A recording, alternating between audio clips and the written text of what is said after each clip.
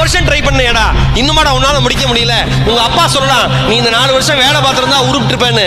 உங்களுக்கு மட்டும்தான் உங்களை பத்தி தெரியும், எந்த இடத்தை தொடக்கூடிய சக்தி எனக்கு இருக்கிறது என்று. சில வெற்றிக்கு சில காலங்கள் எடுத்துக்கணும், சில வெற்றிக்கு சில காலம் வேணும். இன்னைக்கு ஈரோடு மகேஷுடைய பேச்சு இன்னைக்கு இவ்வளவு தூரம் உட்கார்ந்து கேட்கறாங்கன்னா, எனக்கு பின்னாடி 15 ஆண்டு கால உழைப்பு இருக்கு, 15 ஆண்டு கால அவமானம் இருக்கு, 15 ஆண்டு கால விமர்சனம் இருக்கு. அதையெல்லாம் தாண்டி மட்டும்தான் ஒரு மனுஷன் ஜெயிக்க முடியும்.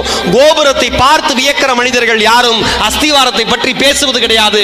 அஸ்திவாரத்தை பற்றி நினைப்பவன் மட்டும்தான் கோபுரம் வளர்ப்பதற்கு தகுதியானவன் என்பதை இங்க இருக்கிற அத்தனை பேரும் மனதிலே தெளிவாக பதிய வைத்துக் கொள்ளுங்கள். வெளில இருந்து பாக்குறவனுக்கு, ஓ சூப்பர் ஈரோடு மகேஷ், அப்பா பயங்கரம், நல்லா சம்பாதிக்கிறார், சூப்பரா இருக்காரு. 5 வருஷம் நாய்படாத பாடுபட்டு வந்திருக்கோயா. யாருக்கும் அந்த வெற்றி அவ்வளவு எளிமையாக தெரியாது. ஒரு விஷயம் நம்மால எல்லாம் வச்சிருக்கான், அவன் படிச்சு, அவன் ஜெயிச்சு, அவன் உழைச்சு, அவன் வாழ்க்கையில சக்சஸ் ஆயிட்டானா அதுக்கு பேர் உழைப்பு.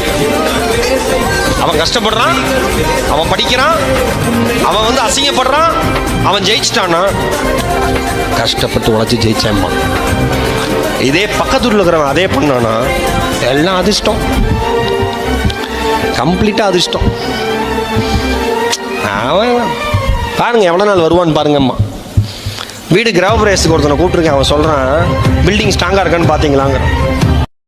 கூப்பிட்ட முதல் நாள் எவ்வளவு எண்ணத்துடைய மனிதரை நான் கூப்பிட்டுருக்கேன் பாருங்க. நான் சொன்னேன் அதுக்கு, இங்க மட்டும் நிக்காதீங்க சார், எப்ப வேணா கல்லூரி ஊன்னேன். நாம ஜெயிச்சா அதுக்கு பேர் உழைப்பு, அடுத்தவன் ஜெயிச்சா அதுக்கு பேர் அதிர்ஷ்டம். நம்மால என்ன வேணா சொல்லுவான், கவலையே படாதீங்க. நம்ம வேலையை நாம செய்யணும் சார். உலகம் 1000 சொல்லும், உலகம் 1000 சொல்லும், வாழ்ந்தாலும் ஏசும் தாழ்ந்தாலும் ஏசும், வையகம் இதுதானடாங்கிற மாதிரி உலகம் 1000 சொல்லும். நம்ம மனசாட்சிக்கு தெரியும் நாம எப்படின்னு ஓடிக்கிட்டே இருக்கணும்.